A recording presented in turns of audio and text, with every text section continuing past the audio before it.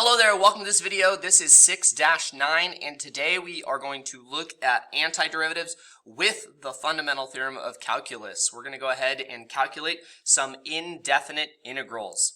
Alright, so we're going to go ahead and just start out with a basic antiderivative, and before I can go ahead and take the integral of 3 over the square root of x dx, what we need to do is we need to prep it for integration. So I'm going to rewrite this as 3 times x to the power of negative 1/2 dx. Now again, one thing that you can do, you can move that constant out front. That is a property that we can go ahead and do.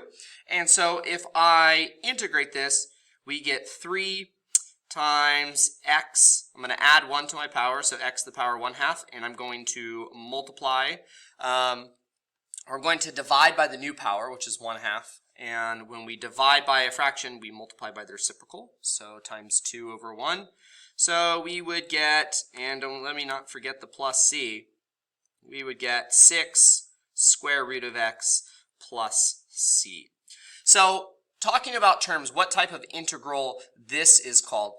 This is called an indefinite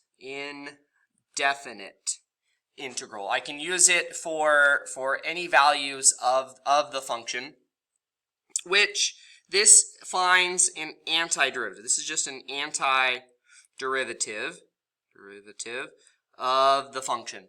However, indefinite integrals are important because they don't necessarily represent anything tangible. But if I include limits on this integral, then this becomes what we call a definite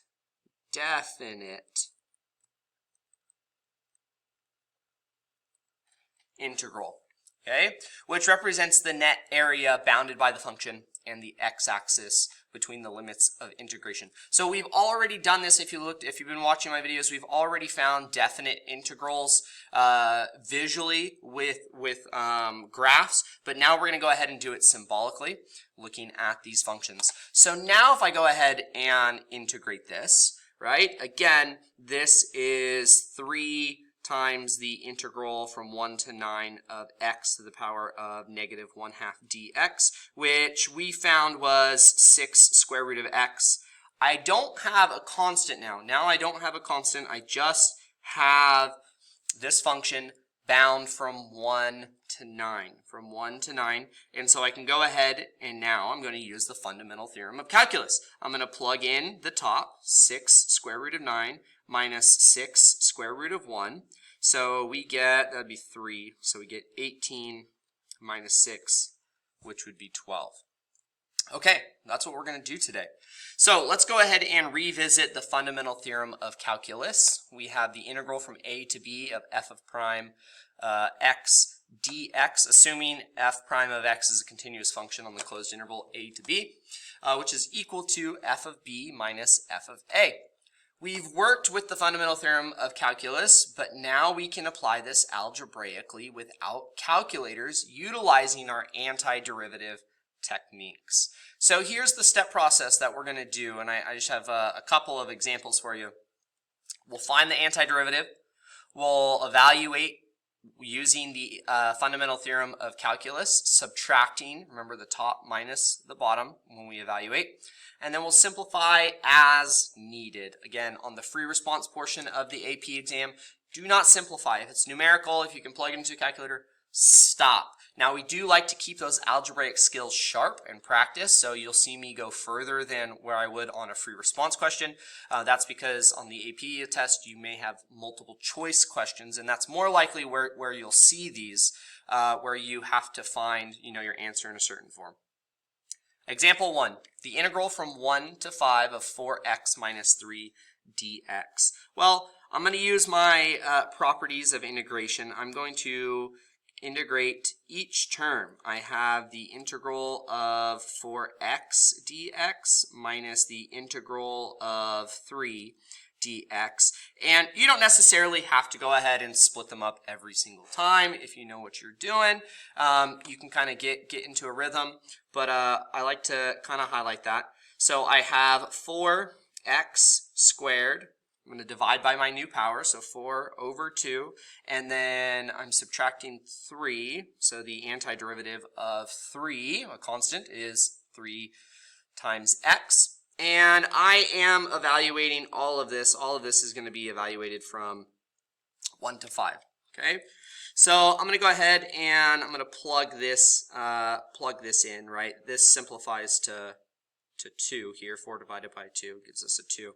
So I have 2 times 5 squared minus 3 times 5.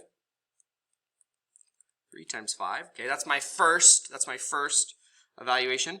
Minus, and when I do this, I'm going to go ahead and I'm going to put in here a bracket or a parenthesis. I'm going to make sure, since my expression here has multiple terms, you're subtracting all of that. So be very, very careful here. Okay, so I have 2 times 1 squared minus 3 times 1. Okay, so there you go. So let's go ahead and evaluate this. We got 50 minus 15 minus, and then here in parentheses, we have, what, 2 minus 3, that's a negative 1. So it looks like we'll add 1 there. Okay, so this gives us, looks like 35 plus 1. Answer would be 36. All right, example 2. Example 2, we have the integral from 2 to 4 of 1 over x squared minus 3 over x cubed dx. So let me go ahead and prep this for integration. This is x to the negative second minus 3x to the negative third, and all of that is with respect to x. So if I go ahead and integrate here, we have x to the power of negative 1, and I have to divide by a negative 1. Minus 3 times x to the power of negative 2, and I also have to divide by a negative 2. Okay, and I'm going to evaluate from, let me put this in parentheses, 2 to 4. Okay, so cleaning this up, let me simplify this. This is 1 over x plus 3 halves, I guess 3 over 2 x squared, okay, evaluated from 2 to 4. So when we go ahead and plug this in, we get 1/4 plus 3 over 2 times 4 squared. I guess I'll leave that as 4 squared. Minus, and again, I'm going to put brackets. I'm going to protect this because I'm subtracting this whole thing. 1 over 2 plus 3 over 2 times 2 squared.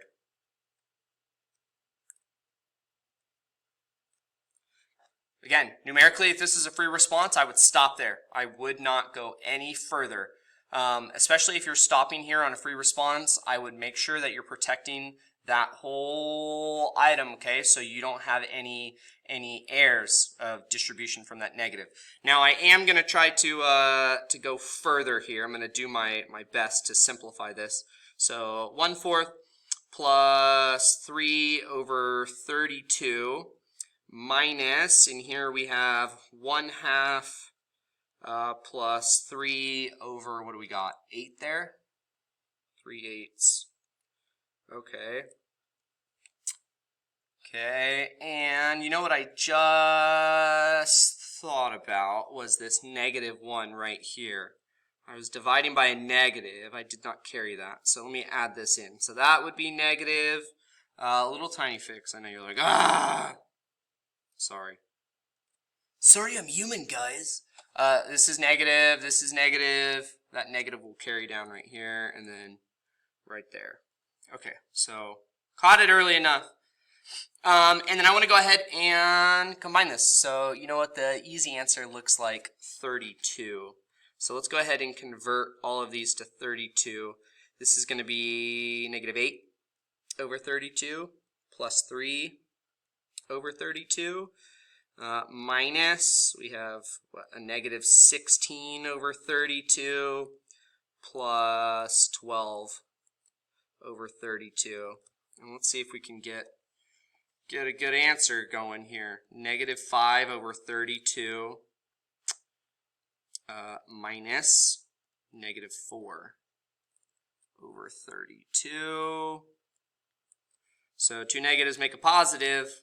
Looks like our answer is negative 1 over 32. All of that for a negative 32nd? Yes. There you go. Okay. Example 3. Example 3. All right, they're going to be weird here. They're trying to give us our limits upside down. So what I'm going to do is I'm going to fix that right away. We have negative 2 to 0 of e to the x plus 2 dx. In the case of a definite integral, you may be able to get away with this if you evaluate correctly, if you just treat this as your top evaluation. I think it's good just to keep best practice. So I'm going to switch that integration, and then I'm going to go ahead and integrate. So we have negative e to the x plus 2x, okay, evaluated from negative 2 to 0. So when I go ahead and plug this in, we get negative, I'm going to leave that on the outside. We have e to the power of 0 plus 2 times 0. Okay, minus, I'm going to put this in parentheses. Now we have e to the negative second plus 2 times negative 2. Okay, and all of that is in parentheses. So we get negative e to the power of 0, that's 1. 2 times 0 is 0. Minus, looks like we have here e to the negative second minus 4. Okay, so that will give us negative, if I distribute this negative, we're going to get 1 plus 4 minus 1 over e squared. So then this is going to equal, after I distribute that negative and combine e to the second minus 5. E to the second minus 5. Okay. Example 4. All right, example 4.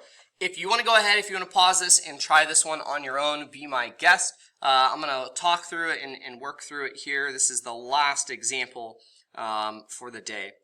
Okay, so I'm going to go ahead and integrate here. Now my first term, the integral from 1 to e of 3 over x, this is a natural logarithm integration, x to the power of negative 1. So that's going to be 3 times the natural log of the absolute value of x. The integral of negative 2 cosine of x, negative 2 integral of cosine of x, the antiderivative of that is sine of x. And I'm going to go ahead and evaluate all of this from 1 to e. Okay, so not too crazy. We'll go ahead and plug this in. 3 natural log of e minus 2 sine of e. A little bit weird. Minus,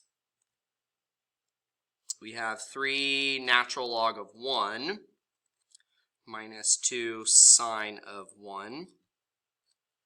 Okay. All right, and with those natural logs, we got a couple of very, very important properties going on here. Natural log of e, that's 1. Natural log of 1, that's 0. So this becomes 3 minus 2 sine of e. Okay, all of that drops off. That's 0. And in here we have negative 2 sine of 1. So what's our final answer? 3 minus 2 sine of e plus 2 sine of 1. And I don't know what those values are. If I had a calculator, you could go ahead and surely calculate them. But there you go. That is calculating definite integrals symbolically or algebraically.